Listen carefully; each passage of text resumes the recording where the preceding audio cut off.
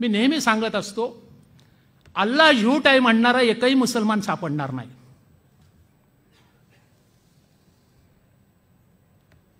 पण कसला देवधर्म घेऊन बसले असे म्हणणारे मूर्ख हिंदू घराघरात सापडल्याशिवाय राहणार नाहीत. ही मुरदाड म्हणून पेटणार कधी ह्याचं मला नेहमी भय दुःख वाटतं.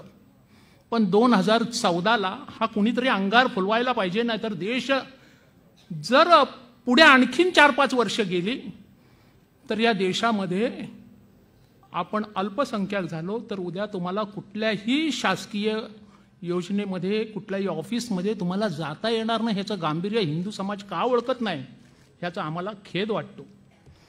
कारण आम्ही पलीकडचं पाहतो काय होणार आहे, पुढे काय चालणार आहे. आपलं एक अपत्य पण समोरच्यांची त्याच्यावर शून्य ठेवलेलं आहे. अजूनही शून्य ठेवायची त्यांची तयारी आहे. कळलं की नाही. पण आपण आपलं कुटुंब सांभाळत असताना देशही सांभाळण्याची गरज आहे. म्हणून त्यासाठी ही भीती ओळखून मग तुम्ही म्हणाल आम्ही पण त्यांच्यासारखं वागावं का, आमच्या तरी 4-4 पत्न्या कराव्या का. हा पर्याय नाही. त्याला पर्याय फक्त तो CAAच आहे. आणि तो अचूक मोदी साहेबांनी आणि शाह साहेबांनी काढला.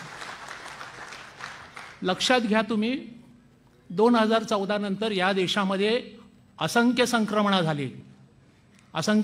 झाली. जे हवं होतं तेच भगवंताने पाठवलं म्हणून आज देश स्थिर आहे. फार मोठी 2 कामं केलेली आहेत. फार मोठी दोन कामं केलेली आहेत जी कधीच झाली नसती. त्यातलं एक मोठं काम हे 370चं आहे. 370चं हे कुणालाही अशक्यच होतं. कारण येणाऱ्या संसदीय अडचणी, राज्यसभा, लोकसभा, त्यातून विरोधक, ह्या प्रचंड संसदीय अडचणीतून मार्ग काढून एवढा मोठा जनाधार जनतेने उभा केला या देशातल्या, त्यामुळे ते मोदींना करावंच लागलं. आणि त्यांनी ते केलं, त्याच्यासाठीच पाठवलेलं. मी त्यावेळी गुजरातमध्ये होतो साहेब. मी ज्या बडोदा नगरीमध्ये होतो त्यावेळी कार्यक्रमाच्या निमित्ताने गेलेला.